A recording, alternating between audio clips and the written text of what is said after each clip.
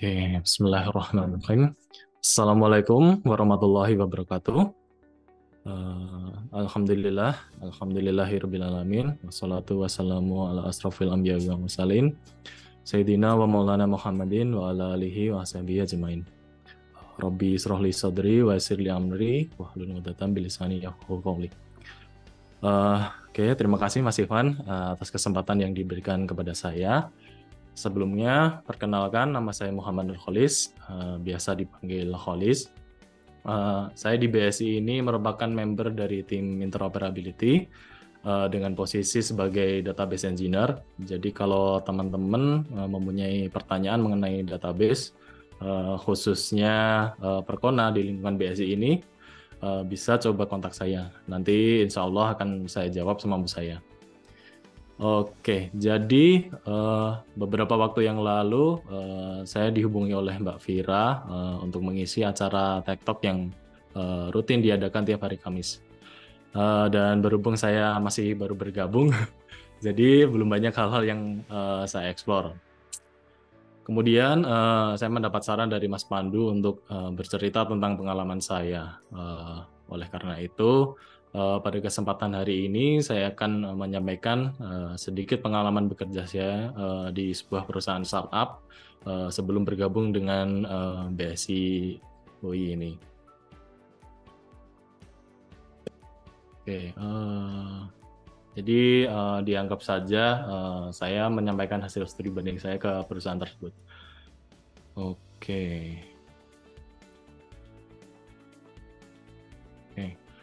Jadi perusahaan tempat saya bekerja sebelumnya adalah sebuah perusahaan yang bergerak di bidang software development. Jadi produk yang dihasilkan merupakan aplikasi atau software. Software yang dihasilkan ada yang merupakan produk utama yang dipasarkan oleh perusahaan, dan ada juga software yang merupakan proyek permintaan dari berbagai macam instansi. Kemudian untuk model bisnis yang dijalankan oleh perusahaan adalah business to business.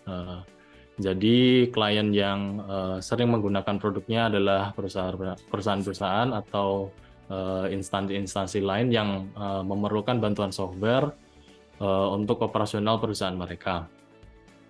Perusahaan ini juga menggunakan konsep hybrid working, di mana perusahaan memberikan kebebasan kepada karyawan untuk bekerja di mana saja.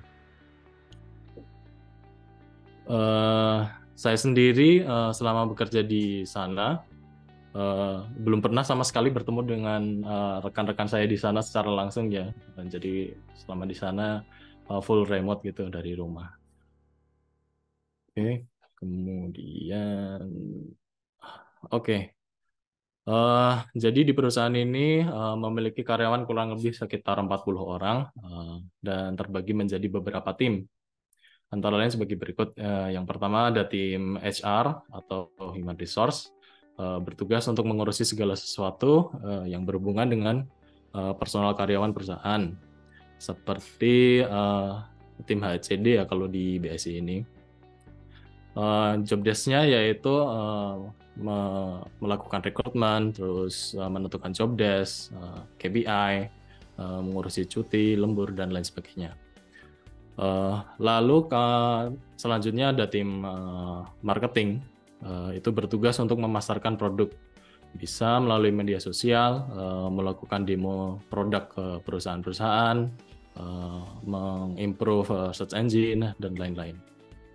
Kemudian ada juga tim finance, itu yang bertugas untuk mengelola keuangan perusahaan, seperti pembelian barang, mengatur gaji karyawan, dan sebagainya. Lalu untuk tim development, ini terbagi menjadi 6, yaitu ada tim front end, bertugas untuk mengembangkan halaman interface software, khususnya di halaman web. Lalu ada tim mobile, itu bertugas untuk mengembangkan software dalam versi Android dan iOS. Kemudian ada tim backend, itu mengembangkan service-service yang ada di dalam aplikasi. Kemudian lalu ada tim UI UX, bertugas untuk merancang desain dari software. Kemudian juga ada tim QA atau Quality Assurance, melakukan pengujian terhadap software, apakah sudah layak untuk rilis atau belum. Dan yang terakhir ada tim DevOps yang mengelola infrastruktur serta melayani tim development lainnya agar pengembangan software dapat berjalan dengan lancar.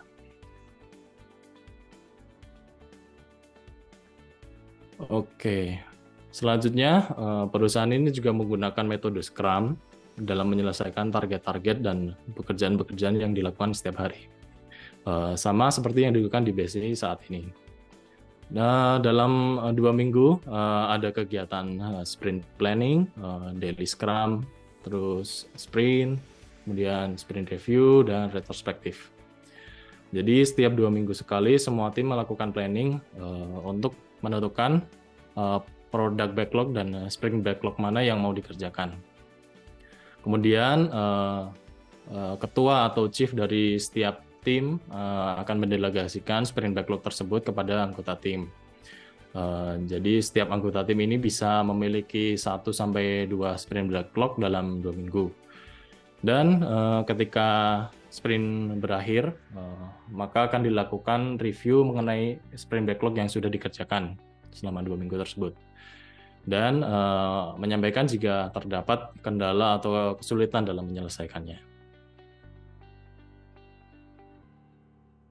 Oke, selanjutnya untuk mendukung berjalannya Scrum dengan konsep hybrid working, perusahaan menggunakan beberapa tools berikut ini sebagai alat untuk kolaborasi antar karyawan dan antar tim. Untuk Scrum board-nya itu menggunakan Trello. Mungkin teman-teman sudah banyak yang tahu ya tentang Trello. Dan seingat saya dulu di BSI juga sempat menggunakan Trello ini, namun kayaknya cuma sebentar.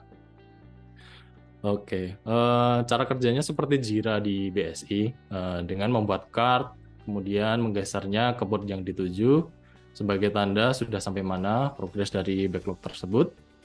Kemudian untuk dokumentasi, kalau di BSI biasanya menggunakan Confluence, ini di perusahaan ini menggunakan Notion. Kalau saya lihat sih dari sisi fitur, setahu saya hampir sama ya. Jadi kita bisa membuat halaman-halaman untuk mendokumentasikan pekerjaan kita. Kemudian untuk online meeting secara formal biasanya menggunakan Zoom atau Google Meet. Jadi kalau misalnya ada meeting dengan klien atau dari eksternal perusahaan, biasanya menggunakan 2 aplikasi ini.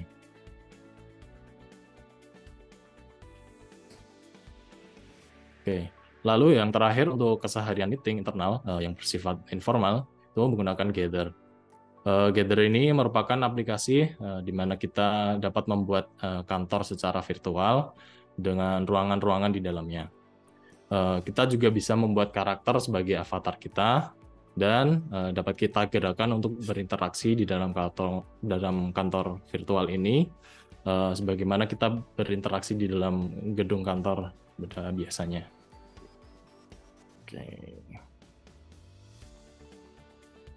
Oke, selanjutnya karena saya dulu tergabung di dalam tim development, maka saya akan sedikit menjelaskan tentang arsitektur dan infrastruktur IT yang digunakan di dalam perusahaan yang selama ini saya pahami.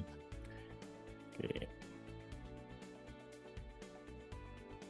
Jadi arsitektur yang digunakan untuk software utama yang biasa dipasarkan oleh perusahaan adalah single tenancy arsitektur.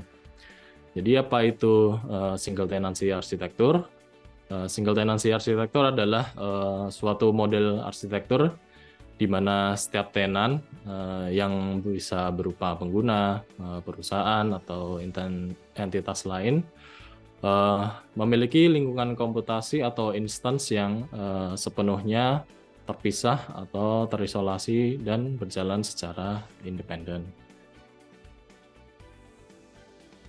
Berikut ini perbandingan arsitektur single tenancy dan multi tenancy. Untuk single tenancy sendiri, jadi setiap tenan atau perusahaan memiliki infrastruktur sendiri baik dari server aplikasi maupun server database. Jadi setiap tenan memiliki lingkungan yang terisolasi penuh, tidak bercampur dengan tenan lainnya. Ini meningkatkan tingkat keamanan data dari masing-masing tenan. Namun dari segi biaya mungkin akan menjadi lebih besar karena infrastrukturnya menjadi lebih banyak. Kemudian berbeda dengan single tenancy, multi tenancy berbagi resource dengan tenan lainnya. Ini membuat menjaga keamanan data dari masing-masing tenan akan menjadi agak lebih rumit. Namun dari segi biaya akan menjadi lebih murah karena setiap tenan dapat berbagi resource. Oke, berikut ini merupakan gambar infrastruktur yang dimiliki oleh setiap tenan. Jadi semua infrastruktur dihosting di dalam AWS atau Amazon Web Service.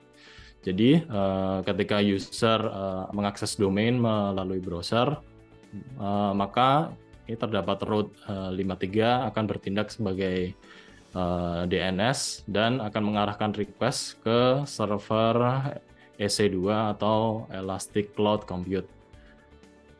Elastic Cloud Compute ini mudahnya kita anggap sama seperti VM yang kita gunakan untuk hosting aplikasi web.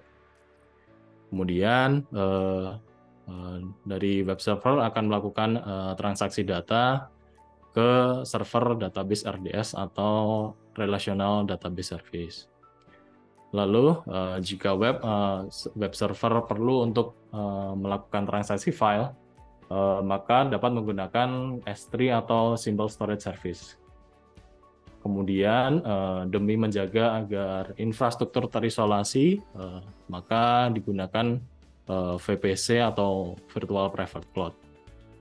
Dengan kata lain, kita membuat sebuah jaringan private yang terpisah dari infrastruktur lainnya di AWS. Lalu di dalam VPC ini kita buat dua subnet untuk memisahkan antara subnet yang dapat akses ke publik seperti EC2 ini dan mana server yang hanya memiliki diakses oleh private seperti RDS ini.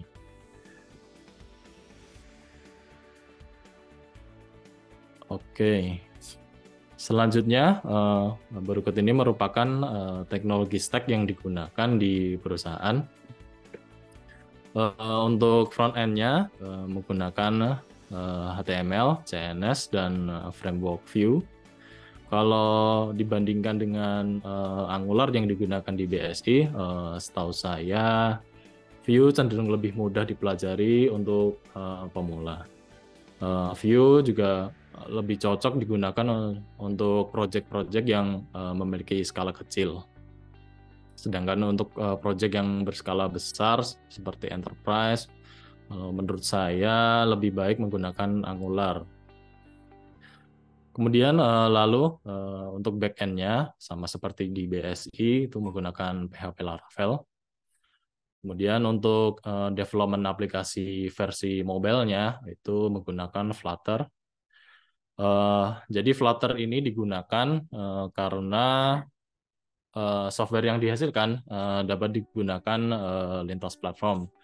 Jadi dengan source code yang sama, kita sudah bisa menggunakannya di dalam sistem operasi Android dan iOS. Lalu untuk database-nya itu menggunakan PostgreSQL. Kalau dibandingkan dengan MySQL, keduanya saya kira memiliki performa yang baik ya, tergantung bagaimana kita mengkonfigurasinya. Oke. Kemudian untuk ini ada MongoDB, itu digunakan untuk menyimpan data-data yang bersifat fleksibel seperti artikel, terus informasi produk, ada komentar, kemudian aktivitas pengguna, dan sebagainya. Lalu untuk bagian DevOps-nya itu kita pakai GitLab untuk manajemen code dan versioning sama seperti di BSI. Lalu ada juga Jenkins untuk otomasi compile code, build image, dan deploy. Kalau dibandingkan dengan BSI yang menggunakan GitLab Runner, menurut saya lebih nyaman menggunakan GitLab Runner ya. Karena kalau di Jenkins, setiap kita membuat project baru di GitLab, kita juga harus membuat job di Jenkins. Sedangkan di GitLab Runner, kita akan otomatis membuat job sesuai dengan tagging yang ada di file gitlab.ci.yaml. Dan lalu ada juga Ansible untuk mengelola atau mengkonfigurasi banyak host secara otomatis. Lalu ada Docker untuk manajemen service dan kontainer. Kalau di BSI sekarang sudah menggunakan Rancher Kubernetes ya. Kemudian itu semua di hosting dalam infrastruktur Amazon Web Service. Oke, selanjutnya berikut ini merupakan alur software development di dalam perusahaan. Pertama, tim developer yang telah mengerjakan sebuah service melakukan merge request ke dalam branch development. Kemudian dari tim DevOps memeriksa apakah ada konflik atau ada kesalahan arah tujuan branch. Jika tidak ada kesalahan, maka tim DevOps akan melakukan merge code ke branch development. Lalu Jenkins akan secara otomatis melakukan compile code, build image, dan deploy ketika ada merge ke dalam branch. Kemudian ketika service sudah running di development, tim QA akan melakukan pengujian terhadap aplikasi. Jika lolos pengujian, maka tim QA akan menginformasikan ke tim DevOps untuk melanjutkan merge code ke branch staging. Jika tidak lolos, maka tim QA akan menginformasikan ke tim development untuk memperbaiki code-nya yang masih ada kesalahan atau bug. Begitu seterusnya sampai tidak ada lagi kesalahan dan bug di environment staging. Kemudian ketika di environment staging sudah lolos, baru tim DevOps akan melakukan merge code ke branch production dan deploy service ke seluruh tenant. Jadi di sini peran dari tim DevOps sangat berpengaruh dalam kelancaran software development ya. Jadi mereka mengawal pengembangan mulai dari environment development hingga production, dan kemudian menjaga agar service dapat berjalan secara optimal.